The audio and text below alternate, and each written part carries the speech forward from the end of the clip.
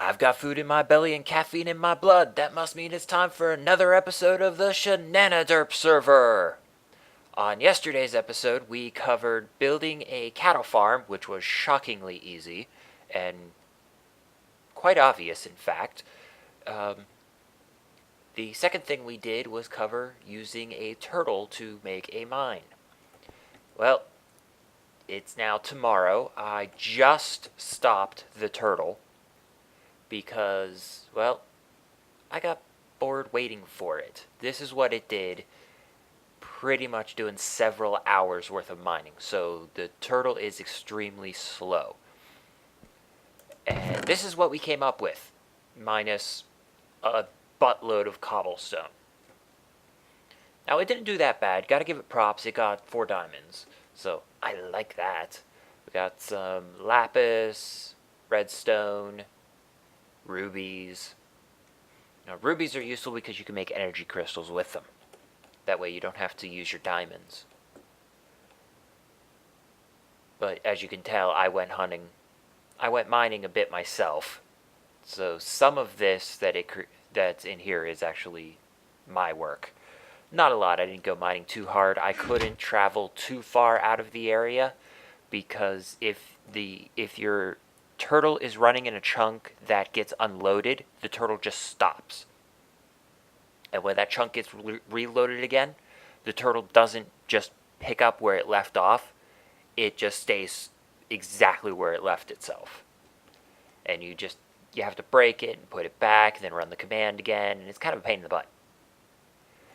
But I got a potato. And that was the turtle's doing. The turtle killed a zombie and sucked up his drops. So we got a potato and some rotten flesh. So I can start a potato farm. That's cool. Now you may be asking, what's up with all the water?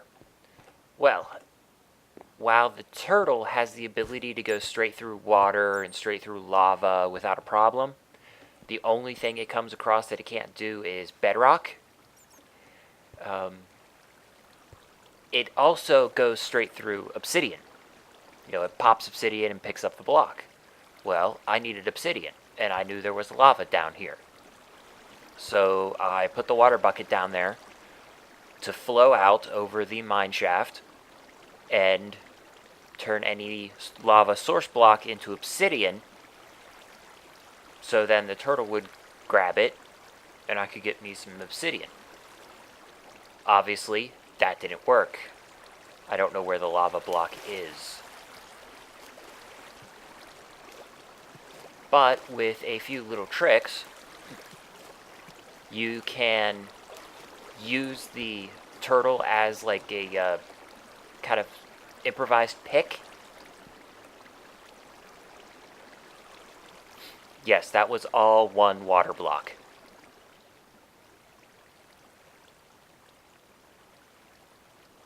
Pretty cool, huh? And that's how far the turtle got.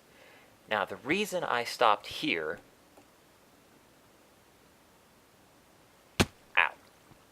is because this is level 12.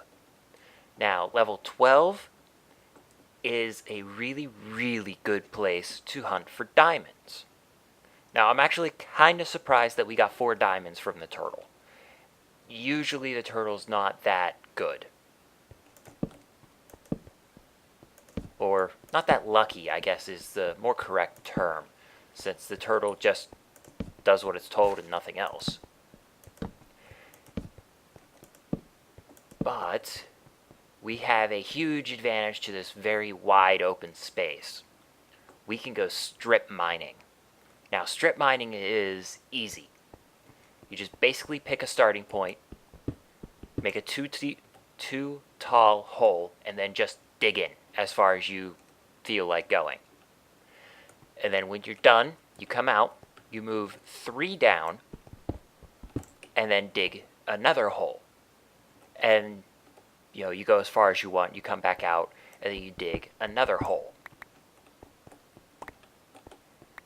And then that way, on these levels, there's nowhere for ore to hide. If you're going caving, there's always the chance that the ore could be 2 blocks behind the wall, or 3 blocks behind the wall, or 4 blocks behind the wall. If you do it this way, the only place ore can hide is above and below. Now, these levels that we're standing on right here are usually the best for searching for diamond. And if you're going to go strip mining, you may as well go strip mining in an area where you can find diamond.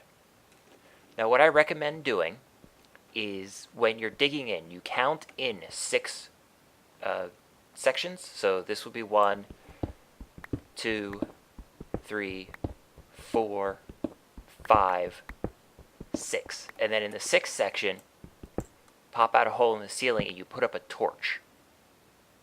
Now, if you do this the entire way down, it should provide enough light that mobs won't spawn in your tunnel. Because if you were just doing this over and over again, go down like 64 blocks or however far, and you don't put up any torches, as you come back, you're going to have to be fighting skellies and zombies.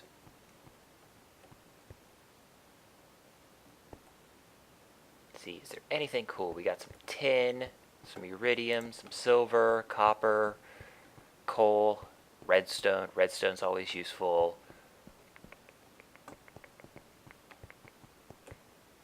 Well, I'm going to go strip mining. We got a dark cave up there. I might have to check that out later. I'm going to go strip mining, see if I can find any diamonds. And I shall be right back. I'll use this ruby I found as an example of what I was talking about. Now, I've already dug 3 tunnels. 3 tunnels? 2 tunnels. I'm not on the 3rd yet. So I was dug straight down there, and I found some ore, but I didn't find a lot. Dug down here, and I found that ruby. Now, that ruby would not be found by this tunnel or this tunnel, unless behind that ruby there is a second ruby, which is unlikely. Yeah, so this ruby would have been blocked by this wall, because right on the other side of these blocks will be the 3rd tunnel. So that's why you strip mine this way. It's time consuming and it's hard, but it is thorough. You get all the ores on this level. And basically all I'm doing, I'm just digging down until I get to the lava room that's at the other end of these tunnels. And then I'm just turning around, coming back. And as I come back, I dig out the ores that I passed on the way. So now I have 4 tunnels cut. And I picked up that much stuff. I got ruby, flint, redstone, coal, iron, lead, copper, tin, lapis, and a lot of cobblestone, but less than with the turtle. So it's a little bit more efficient. It's higher ore to cobblestone ratio, which is cool. And it took significantly less time. This only took a couple minutes, where this took, well, a few hours. Several hours, actually. Quite a few. So, I am going to finish strip mining. I'm going to see if I can get some more diamond. And then I am going to come back with part 2 of the episode, where we start the project. Yes, I'm just enthralled by the bat. I love little bats. Anyways, part 2 of this video will be the start of the workshop. Specifically, getting it power, because that's going to be the most important part. So, I will see you after this commercial break. And I'm back on the surface. I gave up hunting for diamonds, mostly because I want to progress. I didn't find any diamonds strip mining, but that's always a possibility. So, my next step is to make a workshop, and I'm thinking about making it right there. Maybe a little bit further that way so it can attach to that road right there. I don't know for sure just yet, But first thing I'm going to do is work on getting a potato farm. So I got carrots over here. I cleared out this space here for potatoes. And I've got 1 potato, 30 bone meal. I hope this is enough. Yay, I got 3 potatoes now.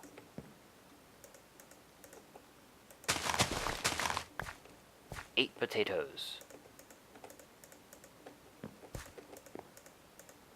So it's exponential growth, but not consistent exponential growth. 21 potatoes.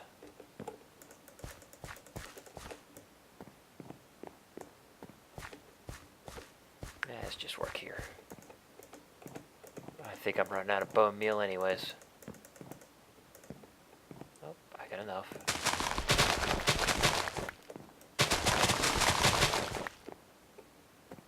Give me 37 potatoes and a poisonous potato.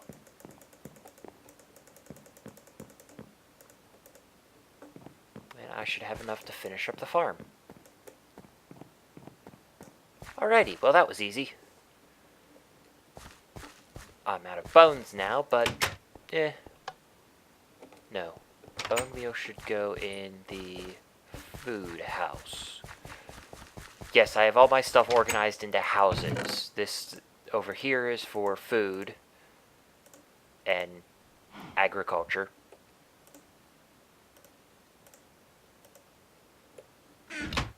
That house is for, like, animals and stuff.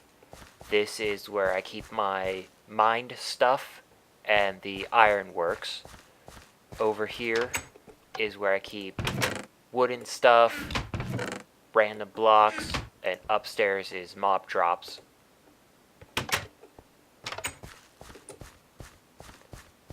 So yeah, fairly easy. Now, let's work on the important thing. We need a workshop. Now, we should probably plan this out a little bit.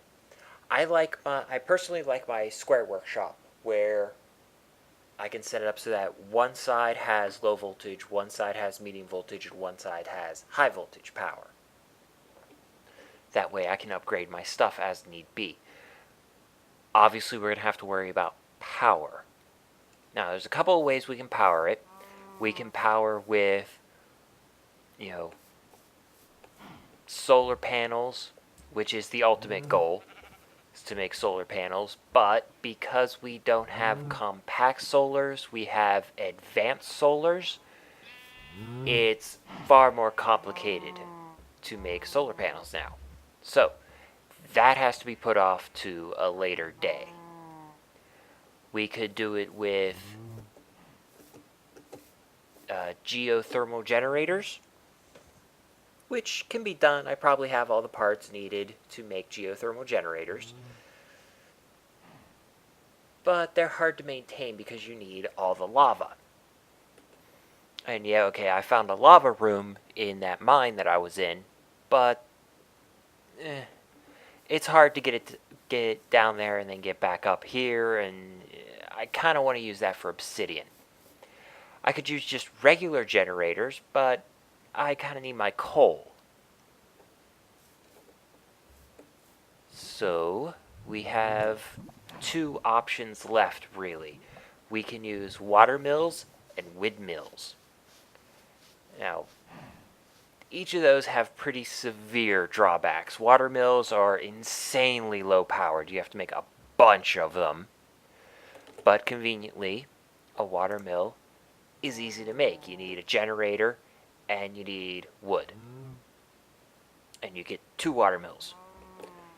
So they're easy to make, and so are windmills. Generators and a couple of iron, or generators and a couple aluminum. But aluminum's kind of a pain in the butt to get, so we'll go with iron, because iron's easier. And generators are relatively easy. You need RE batteries, refined iron, an iron furnace, or probably easier, furnace, machine block, and RE battery. to make all of this stuff, I first need rubber. So, for the first time in like 2 days, I'm going to leave the safety of my little enclosure here and go hunting for rubber. Well, rubber trees anyways.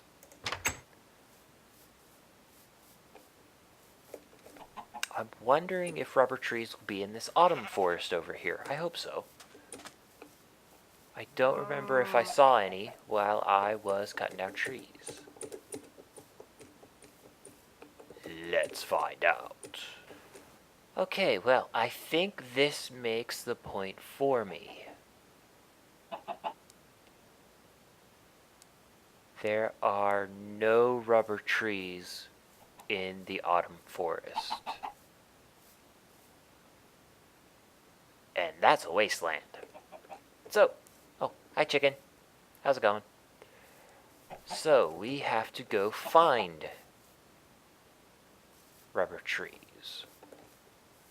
And I'm going to go south because I know that there are rubber trees to the north, but they were planted by the Aperture Labs team.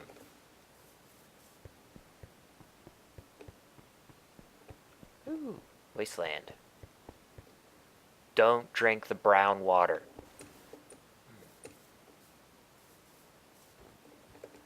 I see a rubber tree. Awesome. You know what I don't have? An axe. Crap. Oh well, I have to do it the hard way.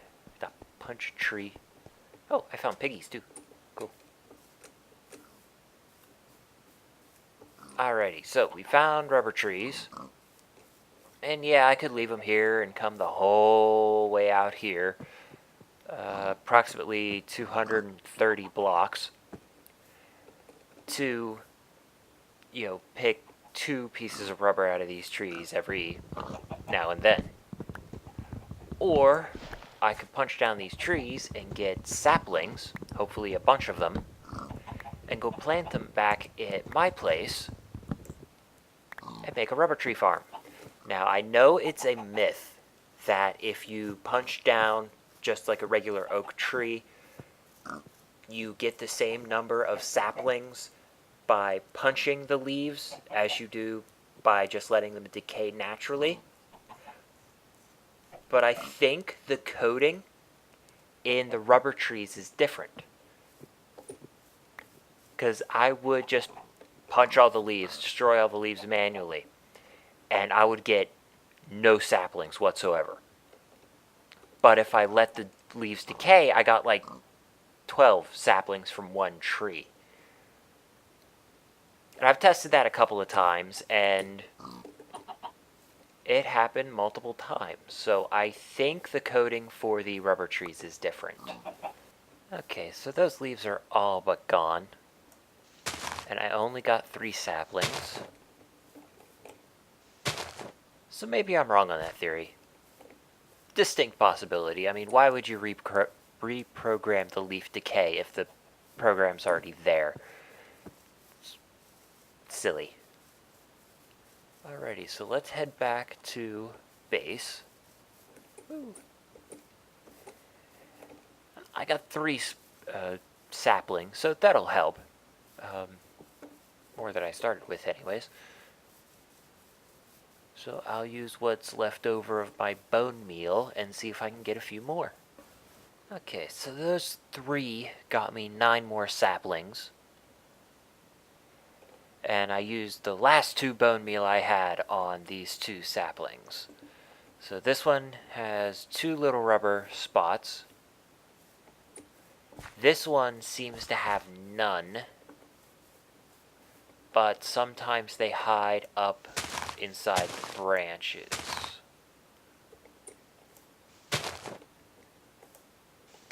Which I don't like doing this because it makes the tree look ugly.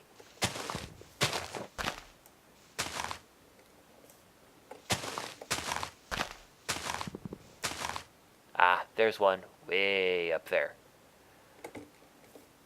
Alrighty, so in total we have 3 right now, and we're just waiting for those to grow, which won't take too terribly long.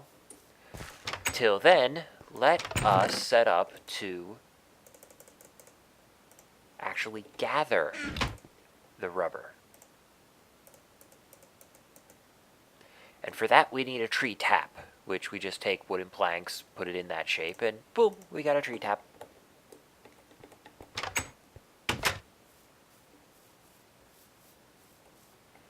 Oh, and these leaves are decaying. Ugh, I might tear this down anyways, just because it looks bad. Anyways, just right-click on the tree tap, or right-click on the sap area. Yeah. Okay. And it basically spits you out, one or two different sticky resins. Yeah, like the top one here shot out one sticky resin, the bottom one shot out two. I think two is the most, but I'm not 100% sure. Now, we can see here and here that there are still spots there. Do not use the tap a second time on the same block until it regenerates, because if you use it a second time, you will get a second sticky resin, but you will make it sterile and it can't create another one. Like if I go up here and do that, okay, so that didn't work, but that block is probably sterile now and won't create new. Now, I'm not too terribly worried about it because I'm just going to cut down this tree because it looks bad.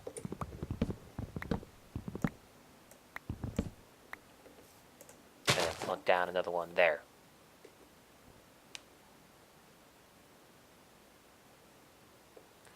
And then from here, it's just a waiting game. Wait for these to grow, wait for those to repopulate, I guess.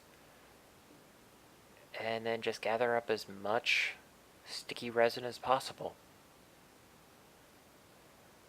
So, I will wait and do that, and, well, I think that we are out of time for this episode, though.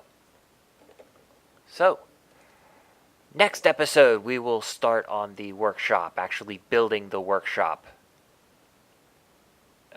So, until then, I shall say, as always, keep playing the game and have fun.